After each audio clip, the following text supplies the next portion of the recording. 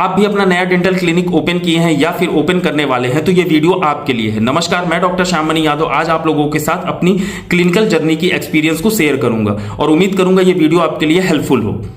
आपने अपना clinic open कर लिया, सारे इक्विपमेंट्स ले लिए, एडवर्टाइजमेंट करा दिया, साइन बोर्ड्स लगवा दिए, बट जब आप अपने क्लिनिक में बैठते हैं तो आपके पास स्टार्टिंग डेज में कोई पेशेंट ही नहीं होते हैं। तो ऐसे सिचुएशन में आप काफ़ी ज़्यादा फ्रस्ट्रेट हो जाते हैं और फिर डिस्काउंट ऑफर चलाने लगते हैं। देखिए, जो पेशेंट आपके पास डिस्काउंट ऑफर देख के आया है वो पेशेंट अगला डिस्काउंट देखने के लिए किसी और डेंटिस्ट के पास चला जाएगा। आप एक प्रोफेशनल डेंटिस्ट हैं और आप ट्रीटमेंट कर रहे हैं, ना कि आप कोई मंडी या बाजार खोले हुए हैं जहां पे आप डिस्काउंट ऑफर कर रहे हैं। ऐसा करना एकदम गलत रास्ता होता है, जिससे आपके पास कुछ दिन तो पेशेंट दिखेंगे, बट जब वो नेक्स्ट डिस्काउंट आपसे सस्ते रेट में कहीं पाएंगे तो वो वहां शिफ्ट हो जाते हैं।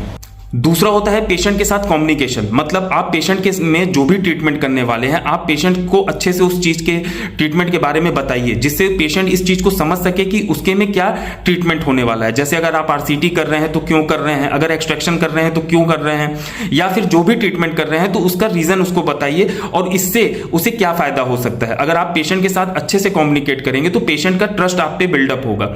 तीसरा होता है कि कुछ जो नए डेंटिस्ट होते हैं वो ये सोचते हैं कि मैं बल्क में जितना ज़्यादा परचेस कर लूंगा लोग उतना ज़्यादा अट्रैक्ट होकर मेरे क्लिनिक में आएंगे, लेकिन ऐसा नहीं होता है। सबसे पहले आपको अपने एरिया को समझना होगा कि आपके एरिया में कैसे पेशेंट आ रहे हैं, वो कैसा ट्रीटमेंट चाहते हैं। उसके बाद आप अपनी जो परचेसिंग है या फिर जो भी इक्विपमेंट्स है उसको एडवांस तरीके की उसको परचेस कर सकते हैं। मान लीजिए आपके पास कोई पेशेंट आता है जिसे आप लेजर ट्रीटमेंट के लिए सजेस्ट करते हैं, लेकिन आपके पास लेजर नहीं है, तो आप ऐसे केसेस में दूसरे डेंटिस्ट को बुलाइए जो आपके यहाँ कंसल्टेंट की तरफ आएगा और वर्क करेगा।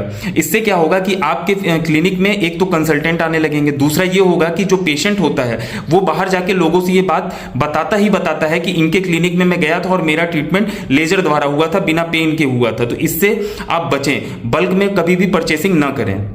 चौथा होता है कंपेयरिंग टू अदर डेंटिस्ट। अब आपने अभी अपना क्लिनिक खोला, आपको 1 साल हुए हैं, 6 महीने हुए हैं और आप ये सोचते हैं कि दूसरे वाले क्लिनिक में तो इतने पेशेंट आते हैं, मेरे पास क्यों नहीं आते हैं।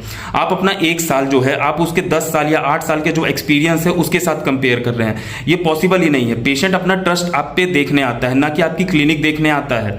इसलिए आप पेशेंट के साथ ट्रस्ट बनाइए। पांचवा होता है स्टॉप लर्निंग। अब आप सोचते हैं कि मैंने अपना बीडीएस कंप्लीट कर लिया, मुझे तो सब कुछ आता है, मैं अपना डेंटल क्लिनिक खोल सकता हूं और उसे रन कर सकता हूं।